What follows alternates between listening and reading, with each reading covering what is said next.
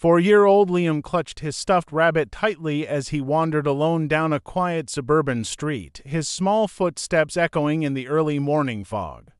His father, Mark, was nowhere in sight, vanished without a trace, and what happened next would shock the entire neighborhood. The morning was still dark when a thin mist began to settle over the quiet suburban street. Streetlights glowed faintly through the haze, casting soft circles of pale yellow across the sidewalk. It was the kind of peaceful hour when most houses remained silent and the world still felt half asleep. A patrol car rolled slowly down the road, its tires whispering against the asphalt. Inside, an officer scanned the neighborhood out of habit, expecting nothing more than empty driveways and the occasional raccoon darting across a yard. Then a small movement caught the corner of his eye. At first it looked like a stray cat, but as the car inched closer, the shape became clearer. A child no taller than the hood of the vehicle was walking alone along the curb. The boy was dressed in light blue pajamas patterned with faded rockets, the fabric damp with early morning dew. A single stuffed rabbit dangled from one hand, its once white fur gray from wear. His steps were slow and uncertain, as if he was unsure where he was going or why he was outside at all. There were no adults in sight, no cars slowing to help. Just the faint scrape of his small shoes against the concrete and the distant hum of a power line. The officer eased the car to a stop and stepped out, careful not to startle the child. The boy looked up briefly, eyes wide but distant, as though he had been walking in a dream. Even in the dim light, it was clear something was wrong. His cheeks were streaked with dried tears and a faint scrape marked one knee, but he showed no sign of pain. He held the rabbit closer to his chest when the officer approached, his fingers clutching the worn fabric until his knuckles turned pale. His lips moved softly, forming a name the officer could barely hear. It sounded like Daddy, but the rest of the words tumbled out in fragments, too quiet to understand. When asked where his parents were, the boy only glanced over his shoulder, eyes searching the empty street as if expecting someone to appear. The neighborhood itself offered few answers. Rows of modest homes lined the street, each one neat and quiet, with trimmed lawns and closed curtains. A light breeze stirred fallen leaves across the pavement. A few porch lights flickered, but no doors opened. The boy carried a small key on a string around his neck, the metal catching the weak glow of a street lamp. It swung gently as he shifted his weight from one foot to the other. The key seemed important, like a clue he did not know how to explain. As the officer crouched to meet his gaze, the chill of the morning grew sharper. Somewhere in the distance, a dog barked, breaking the silence for a brief moment before fading again. The boy blinked slowly, his tired eyes heavy from lack of sleep. He looked too young to be outside alone, too fragile to have wandered far. Yet there he was, standing in the middle of a street that should have been safe, carrying only a stuffed toy, a key, and a name whispered into the cold air. The key around the boy's neck soon became the first real lead. Officers carefully checked nearby streets while another stayed with the child, keeping him warm inside the patrol car. The neighborhood was still quiet, the early morning light barely breaking through the low clouds. They moved door to door, knocking softly, hoping someone might recognize the description of a small boy in blue pajamas. Most houses remained dark, and those who answered shook their heads in confusion. Then, halfway down a cul-de-sac lined with brick homes, an officer spotted a mailbox with a name that matched the faint syllables the child had whispered. The discovery sent a chill through the small search team. They approached the house slowly, aware that the answer to the mystery could be waiting just beyond the door. The house looked ordinary at first glance, a single-story brick home with a neat lawn and a wooden fence bordering the backyard. Curtains were drawn across every window, blocking the view inside. A small tricycle rested near the porch, one wheel slightly turned as if abandoned in a hurry. The front door was locked, repeated knocks went unanswered, and a call through the door brought only silence. The officers circled the property, checking for signs of movement, but the only sound was the rustling of leaves and the distant chirp of birds waking for the day. Nothing about the house suggested a break-in or a hurried escape, yet something about its stillness felt wrong. Peering through a narrow gap in the kitchen curtain, one officer noticed a faint glow from a small lamp left on the counter. The beam of a flashlight revealed a table set for breakfast. The plates sat side by side, one with half-eaten toast, the other untouched. A child's cup of juice rested near the edge, beads of condensation running down the plastic. On the counter lay a wallet, a set of keys, and a cell phone, all neatly placed as if their owner intended to return at any moment. Nothing was overturned, no drawers were open, and no signs of a struggle appeared in the tidy room. Yet the presence of personal belongings raised more questions than it answered. Why would someone leave behind their phone and wallet if they had simply stepped out? Moving toward the back of the house, officers found the sliding glass door slightly ajar. The cool air drifting through carried the earthy smell of damp grass.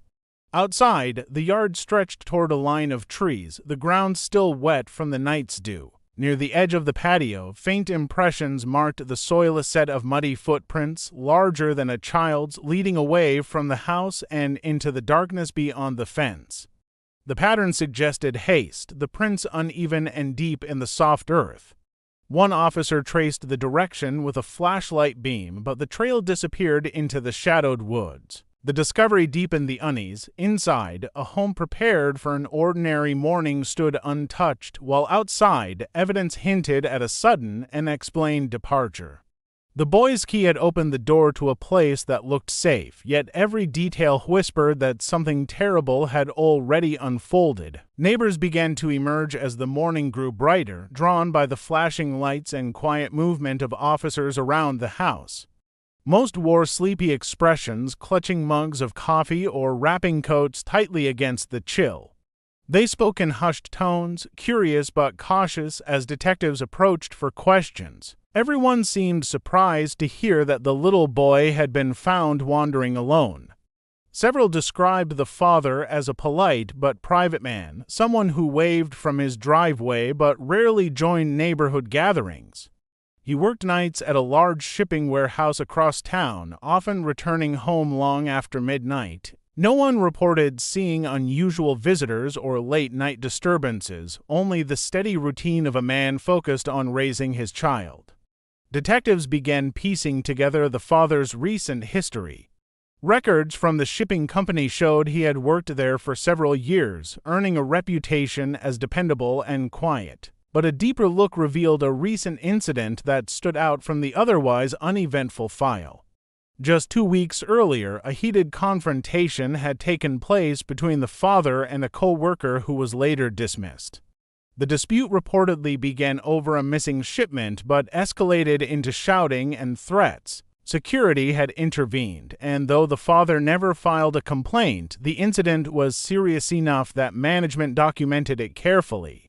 When officers reached out to the warehouse, they learned that the dismissed employee had not been seen since his termination and had ignored calls from company supervisors. While detectives gathered this information, another team reviewed security footage from cameras mounted along the neighborhood's entrance roads.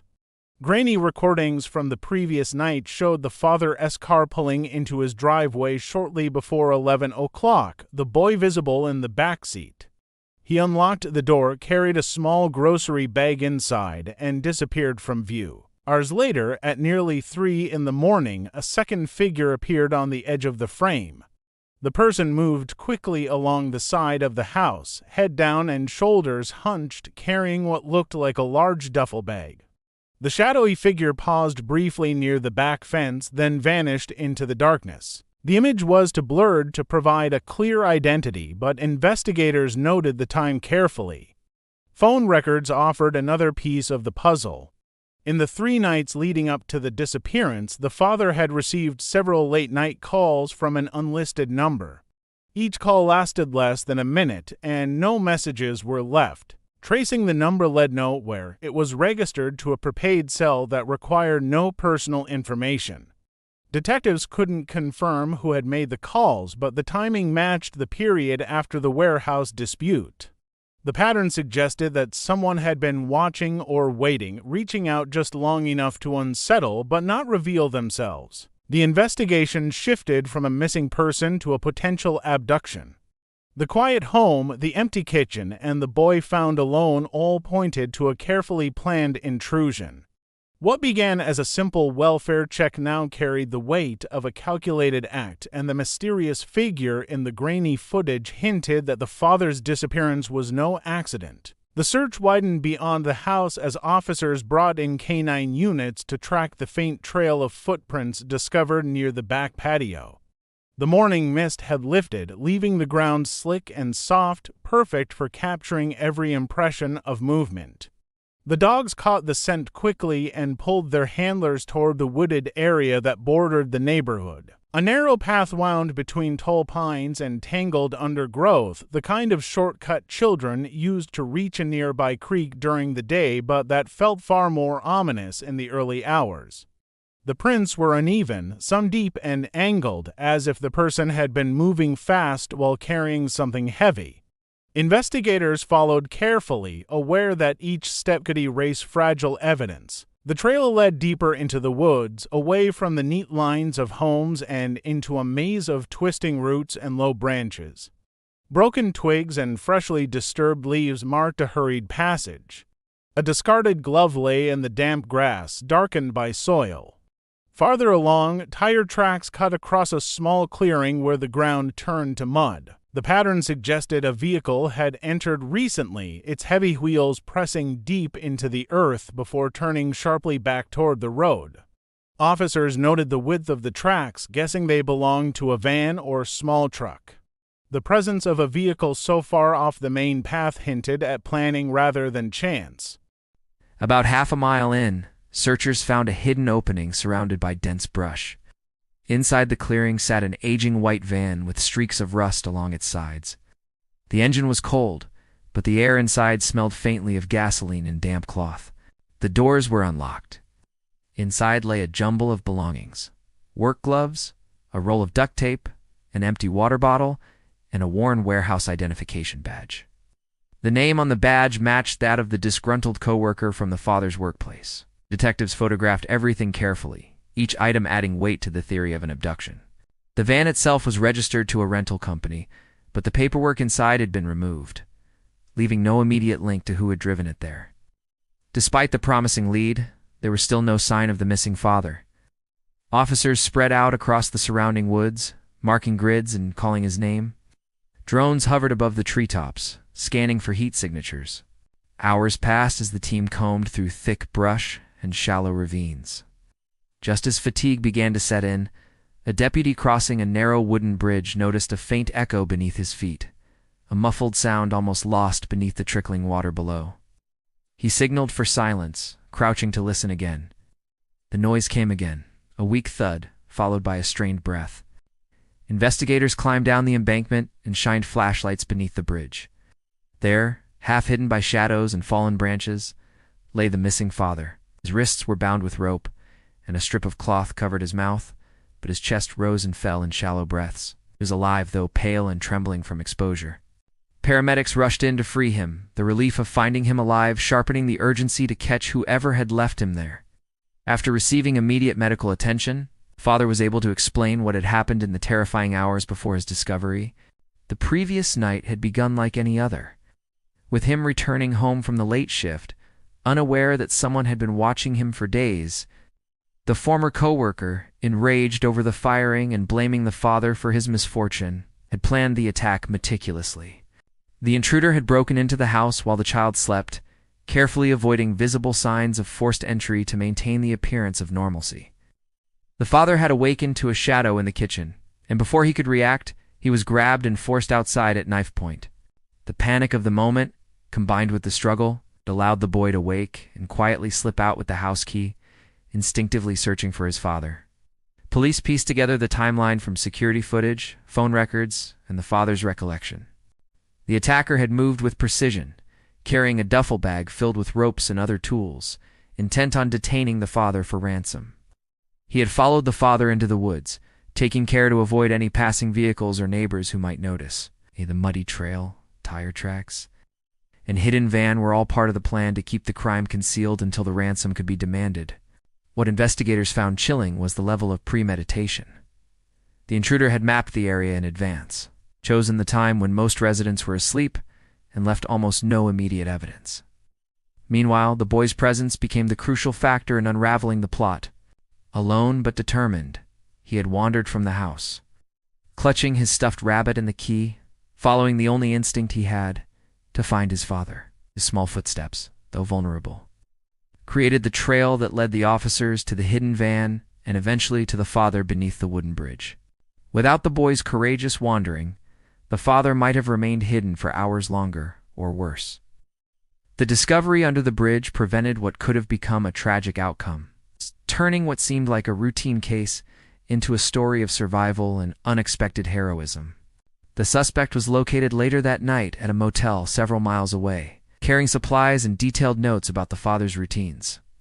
Inside the room, police found a chilling array of plans: maps of the neighborhood, photographs of the father's daily route, and instructions for contacting him to demand money.